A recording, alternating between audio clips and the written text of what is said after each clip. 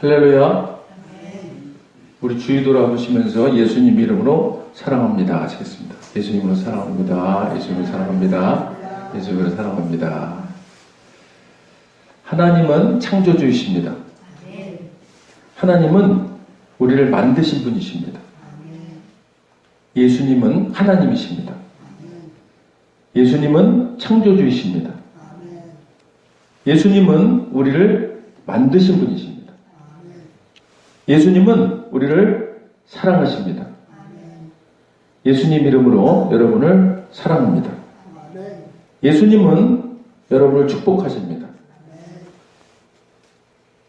구원받을 수 있는 단 한 가지의 방법이 예수님을 믿는 것임을 믿으십니까? 아멘. 여러분은 크리스찬이십니까? 진정한 크리스찬 맞습니까? 여러분은 구원 받으셨습니까? 만약 여러분이 오늘 밤 죽는다면 천국 가실 수 있으십니까? 여러분은 성경을 기록된 말씀 그대로 믿으십니까? 창세기 기록된 말씀이 역사적 사실임을 믿으십니까? 성경에 기록된 노아의 홍수가 역사적, 과학적 사실임을 믿으십니까? 창세기 말씀은 우리가 이 하나님과 바른 관계에서 걸음을 시작할 수 있게 해줍니다. 오늘은 마태복음 5장 24절을 중심으로 먼저 가서 이와 같은 제목으로 말씀의 은혜를 나누고자 합니다. 마태복음 5장 3절부터 7장 27절까지의 말씀을 흔히 산상수훈이라고 부릅니다. 산상수훈이란 예수님께서 그의 공생의 3년 기간 중 초기에 갈릴리 호수 주위의 어느 한 산에서 유대인들에게 행한 예수님의 교훈 중에서도 가장 핵심적인 부분을 압축, 요약하고 있는 설교를 말하는 것입니다. 이 설교를 특히 수훈이라고 부르는 것은 그 내용이 후세에도 길이길이 전해져서 다른 사람들에게도 교훈을 주는 주옥 같은 말씀이기 때문입니다. 이 산상수훈은 팔복, 성도의 생활과 구약율법, 구제, 기도, 금식, 순전한 삶의 원리, 결론적 교훈 등 대개 5가지 단락으로 구분할 수 있습니다. 사실상 이 말씀은 예수님께서 구약의 율법을 재해석하고 그 폭과 깊이를 더한 것이라고 할 수 있습니다. 사랑하는 여러분, 구약은 신약으로 해석되는 것입니다. 구약이 question, 질문이라면 신약은 answer, 답이라고 할 수 있습니다. 이것은 구약의 율법도 예수님의 말씀으로 해석되어야 한다는 것입니다. 오늘 우리는 예수님의 주옥과도 같은 산상수훈의 말씀 중에서 구약의 하나님을 향한 피조물 인간의 최고의 순종과 애정 표현인 제사에 대한 말씀의 재해석을 통해 저와 여러분 새롭게 깨닫고 은혜 받기를 소망합니다. 예수님께서는 구약의 율법에 대해 신약적인 간결하고 명료한 해석을 해주셨습니다. 어떻게 말씀하셨습니까? 이제 구약의 율법 아래에서 벗어나 신약의 은혜 아래에 있게 된 구원받은 하나님 나라 백성이요 하나님의 자녀된 우리에게 새롭게 주어진 율법, 새로운 계명은 바로 하나님 사랑, 이웃 사랑입니다. 할렐루야. 마태복음 7장 12절입니다.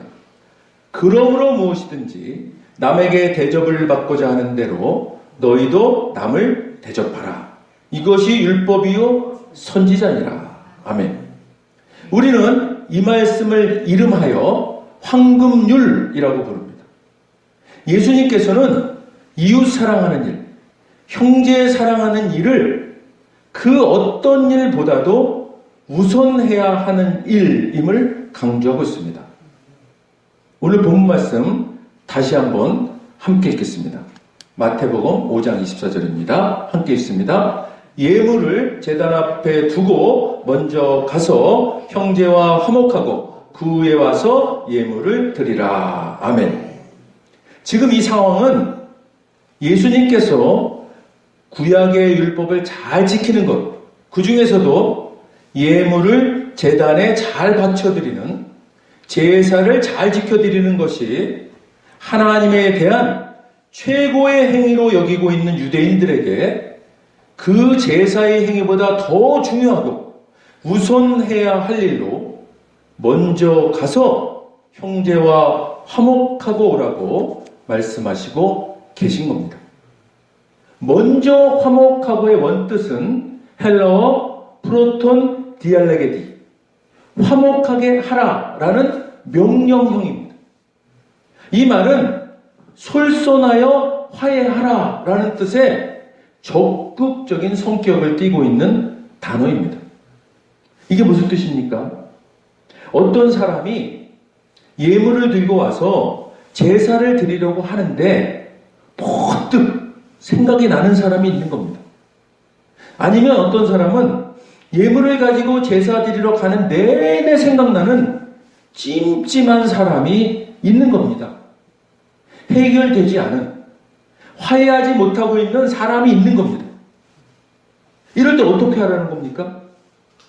그 준비한 예물을 제단 앞에 내려놓고, 이것은요, 구약에서는 희생제물로 짐승을 잡아서 준비해 오기 때문에 이런 표현을 쓰신 것이지, 이것을 또 오늘날 헌금으로 생각해서 예수님도 일단 갖고 온 헌금 봉투는 놔두고 가라고 하시는구나, 이러시면 안 되는 거예요. 이것은 하나님의 거룩한 존전에서는 자신의 양심에 거스르는 죄나 형제에게 원망들을 만한 자신의 그릇된 행위가 기억난다면 지체 없이 화해의 노력부터 해야 한다는 것입니다. 사랑하는 여러분, 이 말이 이제 생각이 났으니까 그 대상을 찾아가서 잘잘못을 따져서 풀고 오라는 의미입니까? 아닙니다.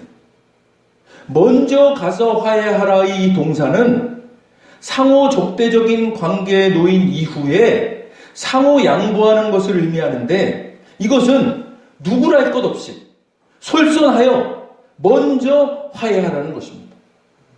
순서 없습니다. 잘잘못 없습니다. 생각나는 사람이 먼저 선제적으로 솔선하여 이유 불문하고 화해하라는 것입니다. 이것은 하나님께서는 하나님께 드리는 예물의 가치나 중요성을 물으시기보다는 형제와의 화해가 얼마나 더 중요하며 얼마나 더 가치 있는 일인가를 강조하시는 말씀입니다. 구약의 제사가 오늘날 우리가 하나님 앞에 드리는 예배이지 않습니까? 예수님께서는 하나님께서 기뻐하시는 이 예배와 예물에 앞서 진정으로 하나님께서 기뻐하시는 예배와 예물은 형제와 이웃을 향한 따뜻한 사랑과 화해와 봉사를 말씀하시고 계시는 것입니다. 사랑하는 여러분, 우리가 이 거룩한 예배를 위해서, 하나님께서 기뻐 받으실 예배를 위해서 선행해야 할 조건은 바로 이웃과의, 형제와의 관계 회복, 화해인 것입니다. 예수님께서는 이 형제와의 화해를 매우 시급한 문제로 다루고 계심을 다음 절을 통해서 우리는 알 수가 있게 되는 것입니다. 마태복음 5장 25절입니다. 우리 함께 읽겠습니다.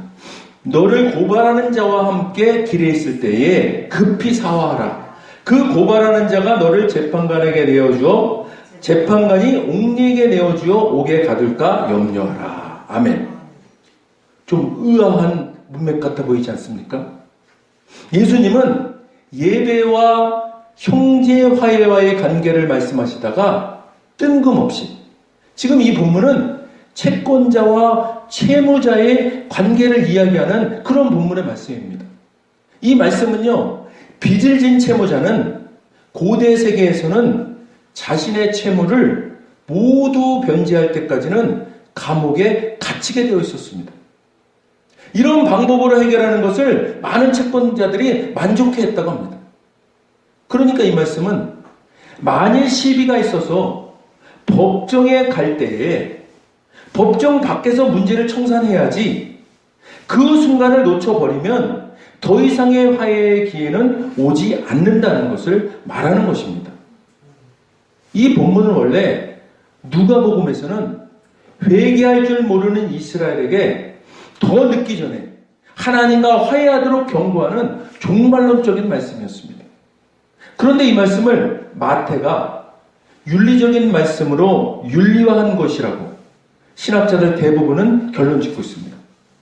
어쨌든 누가는 종말론적으로, 마태는 윤리적인 것으로 기록했을지라도 예수님께서는 화해의 시급성과 중대함을 강조해서 말씀하시고 계신 것입니다. 여기서 길에 있을 때라는 말은 지금 법정의 시비를 가리기 위해서 가는 도중임을 말씀하고 있는 것입니다. 그렇다면 이 길은 법정으로 가는 당사자에게는 마지막 기회의 길일 것입니다.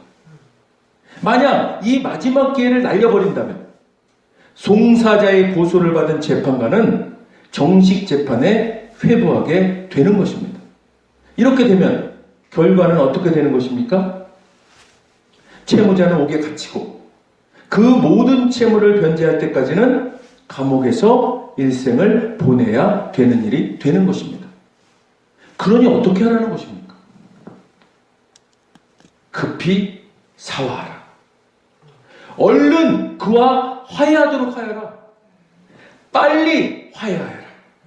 얼른 그와 타협하라.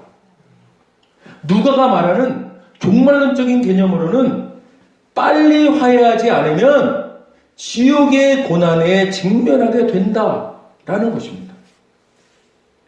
그러니 이러한 상황을 벗어나기 위해 시급하게 필요한 것은 급히, 얼른, 빨리, 속히 형제에게 마음을 다한 사화, 화해, 화목을 도모하라는 것입니다. 예수님께서는 왜 이렇게 급히 빨리를 강조하시는 것일까요? 그것은요, 사람들은 대부분 어떤 일을 쉽사리 그냥 미루어버리는 경향성이 있기 때문입니다. 사랑하는 여러분, 이런 미루어버리는 게으른 경향성이 저와 여러분에게도 쉽게 나타나는 인간의 나약한 모습입니다. 그러나 여러분, 우리보다 우리를 더 잘 아시는 하나님께서 우리에게 힘주어 강조해서 말씀하십니다. 급히 사화하라. 얼른 그와 화해하도록 하여라. 빨리 화해하여라. 얼른 그와 타협하라. 사랑하는 여러분, 오늘 주님 앞에 예배드리는 이 시간 퍼뜩 생각나는 일 있으십니까? 아니면 예배 드리기 전부터 해결하지 못하고 있던 찜찜한 일 있으십니까? 그것이 관계에 관한 일입니까? 그것이 사람에 관한 일입니까? 그것이 혹 하나님에 관한 일입니까? 무슨 일이든 상관없습니다. 오늘 예수님께서 우리에게 주신 말씀을 들은 우리가 먼저 이유 불문하고 얼른 빨리 사화, 화해, 타협하는 것입니다. 지금 이 시간 화해의 대상과 비록 만나서 직접 할 수는 없을지라도 시공을 초월하시는 하나님께 급히 우리의 화해의 마음을 말씀드리는 고백의 기도를 하시기 바랍니다. 주님께서는 반드시 이 고백을 받으시고 진정한 화해를 이루게 하실 것입니다.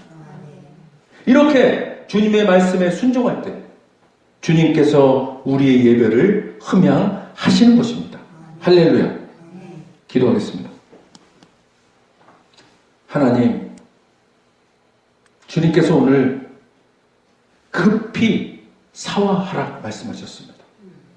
하나님, 우리가 아버지 하나님, 이 땅에 살아가면서 얼마나 많은 그런 화해하지 못하는 일들이 있은지. 그러나 주님께서는 누가를 통해서, 마태를 통해서 우리에게 명령하셨습니다. 급히 사화하라. 그것은 잘잘못을 따지고 전후를 따지는 것이 아니라 이 말씀을 들은 우리가 먼저 가서 화해하라는 그런 명령으로 받습니다. 하나님 아버지, 우리가 아버지 하나님, 이 주님께서 주시는 말씀, 이 말씀을 오늘 받아서 순종하는, 그리하여 하나님께서 기뻐하시는, 하나님께 영광 돌리는 진정한 예배자로 설 수 있도록 하나님 인도하여 주옵소서. 하나님, 주께서 아버지 하나님, 이제 우리를 십자가로 구원하여 주시고 우리가 은혜 아래에 있게 되었습니다. 하나님, 이제 이 은혜 아래에 있게 된 이 아버지 하나님 큰 축복을 아버지 우리가 이제 누리며 살아가길 원합니다. 하나님, 이제 옛 율법에서 벗어나 이제 주님께서 주신 새로운 계명, 새로운 율법, 하나님 사랑, 이웃 사랑, 이 아버지 하나님 새로운 이 율법 아래에서 하나님 우리가 이제 주님께서 구원해 주신 은혜 아래에서 하나님 나라 백성, 하나님의 자녀다운 성령의 그 9가지 열매를 드러내는 삶을 살아갈 수 있도록 인도하여 주옵소서. 또한 아버지 하나님, 그런 교회 되길 원합니다. 주님 영광 받으시옵소서. 예수님 이름으로 감사하며 기도드립니다. 아멘. 먼저 오늘 아직 예수님을 구세주로 영접하지 않은 분이 있다면 그분들께 오늘 하나님께서 말씀하십니다. 나는 너희를 사랑하기에 내 아들을 너희에게 주었다. 예수님은 우리를 대신해서 십자가에 못 박혀 죽으셨고 우리를 위하여 우리를 대신하여 죽으셨습니다. 그 결과 거룩하신 하나님의 모든 정죄함과 처벌이 우리가 아닌 대속죄물진 예수님께 떨어졌습니다. 성경에 기록된 바 하나님은 거룩하신 동시에 사랑이십니다. 그래서 우리를 사랑하셨음에도 그의 거룩함을 더럽힐 수 없었죠. 누군가가 대신 죽어했습니다. 그래서 영생하시는 예수님께서 보좌에서 내려오사 인간의 아기로 태어나셨죠. 죽기 위해 오신 겁니다. 완벽한 인간이신 그분이 흠 없는 인생을 사신 주님이 우리를 위해 흠 없는 순양이 되셨습니다. 십자가에서 우리 대신 죽으셨고 3일째 되던 날 부활하셨습니다. 아직 예수님을 영접하지 않으셨다면 이 기도를 따라하시길 바랍니다. 돕는 마음으로 다 같이 따라하시겠습니다. 하늘에 계신 아버지, 얼마나 멋진 선물을 제게 주셨는지요. 주 예수 그리스도를 보내사 십자가에서 죽게 하셨고 저의 대속제물로 삼으셨습니다. 예수님은 내 죄와 저주와 처벌을 받으셨습니다. 그 모든 것이 십자가에서 완결되었습니다. 오늘날 예수님이 죽음에서 부활하셨기에 나는 예수님 안에서 하나님 앞에 설 수 있게 되었습니다.